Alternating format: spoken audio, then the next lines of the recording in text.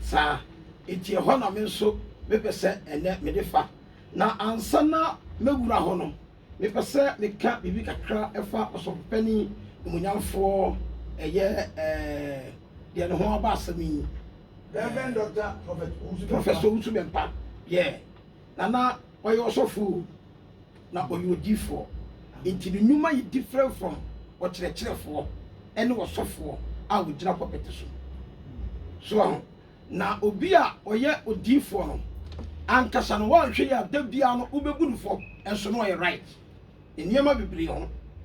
ebise no ho asem ba ye akoye nsempi a ye nuanom asofo no abikura ka wo kokora na da na ka yasa na konfo na yakuno ye besere se wo yo asofo na asem se ya to nua asofo na wo wantimi ani ama no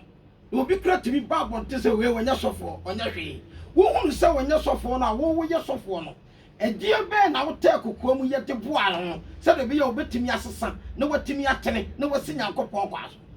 sa wo so wantimi anya hwe wo pa bo mu amoa no ama na chia koto ama ne mu dia e de na nka wo a wo kasa no so aka kakra e wo nyamso mpem etie be sere se wo yo difo obi wo ha wo nyame afre na mo man obi wo nyame afre no ama hemfo sa nipa no su ene ne ban no wo timi fa to obi o yesofo ho because wo difo otesa no ono de nyame soma no dalete obeka ne pen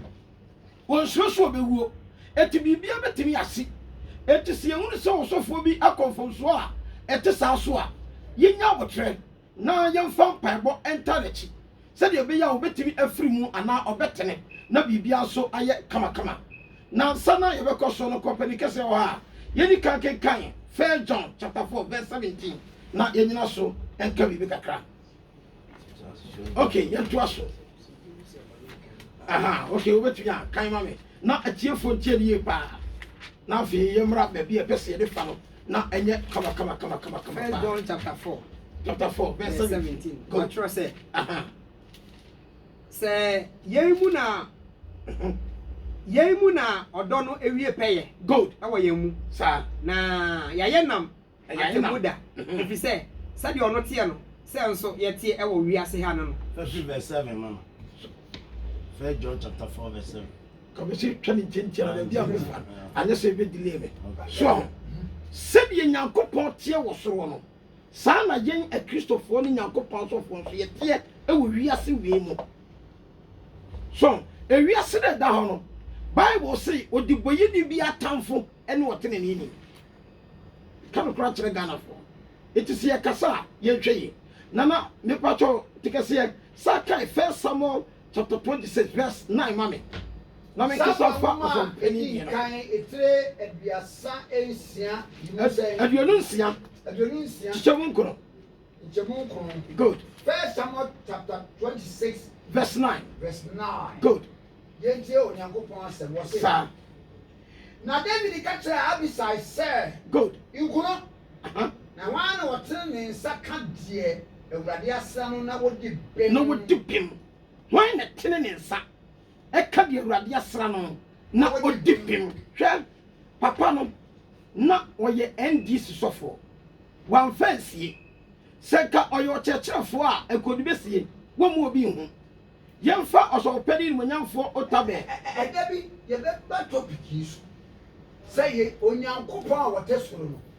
wotimi yi no ne prophet wo be yi ne prophet no was me na political party we yi we so as PPG egadongwa we wo so be jo de se edu kwa me abi ni Kofi Akpalu e wo so for we wo so je so for no nyamfo eno de topic kese be ba eduru a ubehunu sam so be pio se doctor ba me kwa se me koso nto aso a ubehunu se be pio mate ye bebe nipa hunu nyakopa asem se de etie so papa iro ye NDC sofo wan fancy da yemfa osopedi no nyamfo otaba enyamfa to wo ye teacher wo betimi de asie ne party owo eje se bia wo mu ana bia wo kan se bi na asabia be frem asara be hu se ebia papa we die ma o me so party we mu so de be sure ba so yo difo obeyin ho adi odifo bia atwene ɛne nsusuye ɛne honhom onyame de ama na ɛkasa kyerɛ no ɛma ne hu sɛ party wei na ofiri sɛ nyame aka kyerɛ so wa woyi ne ho anim sɔpɔtɔ ɛnyɛ mfomsoɔ na Ghana politics na ɛtan eti ne ehunu saa eti aha no mfomsoɔ a wɔsɔfoɔ bɛyɛ ɛwɔ politics mu ɛno na me ba bɛkyerɛ mu so ɛna two wonyame ka kyerɛ ne sɛ ɔmmɛ sɔpɔtɔ MPP no wamfa nsie wɔyɛ ho adwuma sunsum tie ne o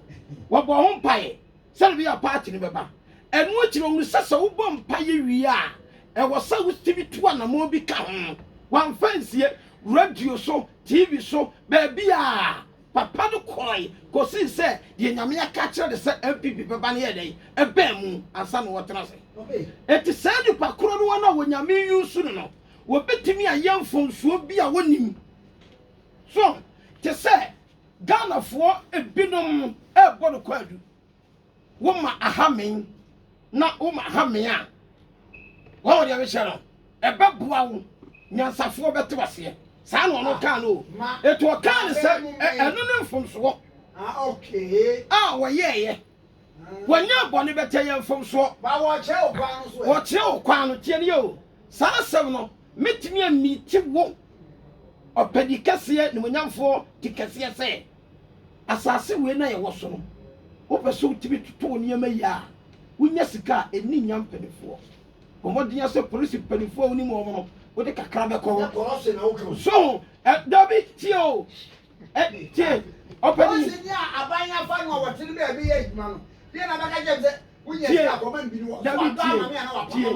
yɛwɔ obi wɔ hɔ a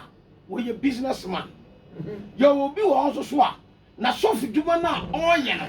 ɛne baabi a wonyame de ne korɔ no wɔsɛ hia physical bambo kan tini ɛnka yɛda a ɛkoro kora ka yɛntum so yɛwɔ nneɛma bebree wɔ hɔ a woyɛ sɛ wonyame sɔfo yɛda sɛ wokɔdua de mu die dabi ɛyɛ politics di ntia yɛwɔ nneɛma bi ɛna ɛyɛ nneɛma bi ɛna ama nneɛma bi sɛn so ba no kura wɔn pa eti obi tofo sɛ personal no ɔno na damfo no ɛna bi a sɛ fa sɛ woyɛ business person te sɛ ɛyi adwumawura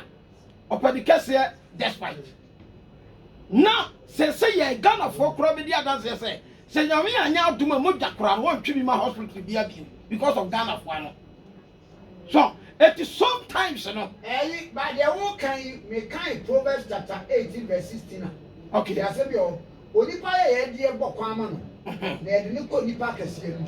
onipa ye de bɔ kwan ma no na e de ne ko nipa kɛseɛ de bɛyi ani wo kan ba bi kura so wo so obi a wɔyɛ de dwuma ho siyɛfoɔ no wɔne mpanimfoɔ de kana di ɛsɛ wo hwɛ lie no sɛ ha ɛsɛ eti turba ɛnyɛ sɛ bribe o e bi afare sɛ wo betumi akɔsra panimu bi wo ne bɔ nkɔmɔ no wo betumi akyɛ ne sika wo wia sɛdeɛ wosɔfo wokɔ panimu bi hɔ a wɔno nso bɛtumi akyɛ wo sika no woso bɛtumi akyɛ sika wodeɛ woyɛ lewi ni nana tie na meka sɛ deɛ meka no wanhwɛ a wobɛma ma afiri deɛ mpɛ sɛ mebɔde de ba so aha enti no Ghanafoɔ kasa ɛna ɔno no deɛ deɛ ato no ne nyinaa no ɛyɛ asɔfoɔ bi a sɛbi ɔkɔbɛn wɔ mampanin no ɛho yɛ a wɔne no mfonsoɔ a asɔfoɔ yɛ no sɔfoɔ huru sɛ ne ne yɛ kɔ so a na ɔgyere so no wɔsɔfoɔ wɔhuru hwɛ bɔne a asɔfoɔ no mfonsoɔ yɛ ne sɛ wɔbɛka ne bɛdwam wanka ne bɛdwam a kanya mfonsoɔ da na saa brɛ no prediction ɛkanya bɔne so wo se prediction sɛ abaa wei bɛba wei ma wei nyame ayi afiri hɔ no na mfonsoɔ wɔnyame diifoɔ ɛmprediti o wɔse sɛ Awurade sie ni that said the Lord saa eti ɛsoro prediction ni yɛ sɛbi wɔn mu a wɔyɛ abosomfoɔ anaasɛ wɔn mu yɛ sunsun adwuma sɛbi ɛnyɛ nyame honhom na de wɔn nam wɔn na prediti saa nneɛma no ba wɔn nyame asɔfo de yɛyɛ kenya nkɔpɔ adwen mi sɔfo no mi nya kwan a mɛkɔ baabi ɔwɔ na mɛkɔ kyea no mɛka no kora kyerɛ because sɛ wɔnyini sunsun mu nuru baabi a tɛm bia wɔbɛbu odiifoɔ fɔ ɛso no ɔyɛ right enti baabi a ɔyɛ mfonsoɔ yɛ baabi a wɔgyina bɛdwam puppet so no wɔgyina ɔpirikyi ɛna wɔka saa sɛbi ɛnyɛ nakɔ na ha ɛna bɛkyerɛ ne deɛ ɔnyɛ ɛyɛ mfonsoɔ ɛde de deɛ ɔno kɔɔ mu no abɛto no ɛti mu ma yɛ crucify no saa Onyankopɔn ɛnyɛ yɛabato a yɛtoɔ sɛ Ghanafoɔ no wei the last year memfɔ nsi ɔfa ho bɛyi aba yɛbɛto na yɛatoɔ okay ti ɛne minwura hɔ nko ahɔ ɛyɛ ne yɛ the last year ɛti mi ka ho asɛm kakra ɛyɛ mfomsoɔ sɛ mɛhyɛ sɔfo bi mfomsoɔ sɛ wɔbɛhyɛ nkɔm Bible se entonto ɛpata ntɔkwa na ɛpai atumfoɔ ntɛm ɛti onyankopɔn pɛm no wɔhwehwɛ sɛ yɛbɛto aba na yɛto aba nso a ɛsɛ sɛ ɛyɛ asomdwie tiɛ ne yɛ obi pu ɔmampani adi na twe nyinaa ne sɛ ɔman ne brɛ mepɛ sɛ mebɛgye ɔman no na meboa ɔman no na asomdwie ɛne nkɔsoɔ ɛne mpuntudwuma ɛdɛn ɛba ɛno nti na ama obi pere sɛ ɔbɛba bɛyɛ ɔmampani tiɛ ne yɛ o ɛna deɛ ɔte so no so yɛ wɔno so no adwuma no sɛ ɔbɛboa me mpuntudwuma ɛne nkɔsoɔ ɛdɛn aba ɛti yɛmfa no sɛ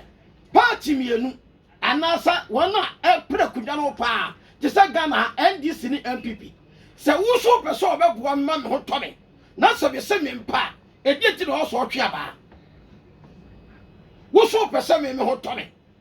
wo ba abɛgye me na me ho atɔ me ɛnam sɛ daabi mempɛw ne ntɔkwakɔ ne deɛ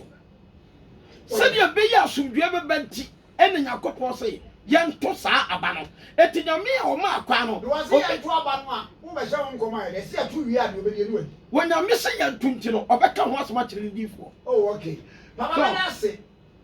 ɔma kɔbɛ yi mu o